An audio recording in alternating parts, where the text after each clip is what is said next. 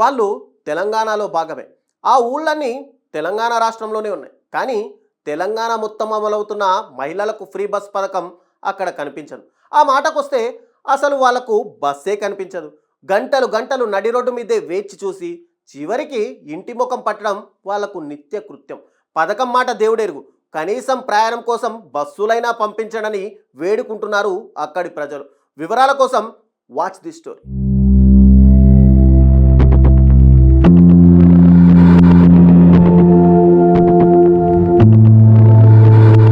తెలంగాణలో free bus పథకం ఎంత పాపులర్ అయిందో వేరే చెప్పక్కర్లేదు. అయితే రాష్ట్రమంతా అమలవుతున్న ఈ పథకం ఒక్కచోట మాత్రం అమలు కావడం లేదు.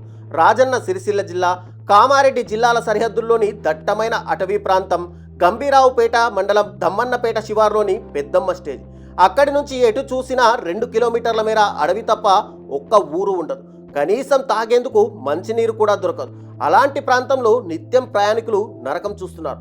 అందులోనూ మహిళలు బస్సు కోసం గంటల కొద్దీ వేచి ఉంటున్నారు. దమ్మన్నపేట, నాగంపేట, ముచ్చెర్ల సమీపంలోని గిరిజన తాండాలకు చెందిన వారంతా తెలంగాణ ప్రభుత్వం ఎంతో ప్రతిష్టాత్మకంగా చెప్పుకుంటున్న ఫ్రీ బస్ పథకాన్ని వినియోగించుకోలేకపోతున్నారు. పెద్దమ్మ స్టేజ్ నుండి కామారెడ్డికి వెళ్లేందుకు గంటల తరబడి ఎదురు చూసినా ఒక్క బస్సు కూడా రాకపోవడంతో ఎండలో గొంతులెండి అలమటిస్తున్నారు. తీవ్ర అసహనంతో, నిరాశతో వెనుదిరుగుతున్నారు. ఉచిత ప్రయాణం అనుకుంటే ఉన్న బస్సులు కూడా రావడం లేదని మహిళలు ఆవేదన వ్యక్తం చేస్తున్నారు. కరీంనగర్ కామారెడ్డి ప్రధాన రహదారి నిడివి 98 కిలోమీటర్లు. ఆర్డినరీ బస్సులు తప్ప ఒక్క ఎక్స్ప్రెస్ కూడా ఈ మార్గంలో లేవు.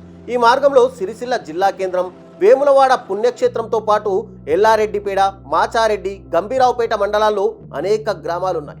అయినా ఆర్టీసీ అధికారులు అరకొరగా ఆర్డినరీ బస్సులు నెట్టుకొస్తుండడంపై ప్రజలు మండిపడుతున్నారు. దీనిపై వివరాలు కోరితే ఆ రూటు మా పరిధిలో లేదు అంటున్నారు సిరిసిల్ల డిపో మేనేజర్. కామారెడ్డి కరీంనగర్ రూట్ను కరీంనగర్ 1, కామారెడ్డి డిపోలు పర్యవేక్షిస్తాయని, బస్సులు రాకపోవడం లేకపోవడంపై తమకు సమాచారం ఉండదని డిపో మేనేజర్ చెబుతున్నారు.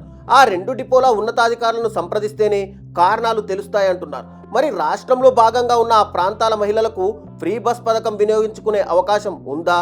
అసలు వారి ప్రాంతానికి బస్సు వస్తుందా రాదా అనేది అధికారులే తేల్చాలి.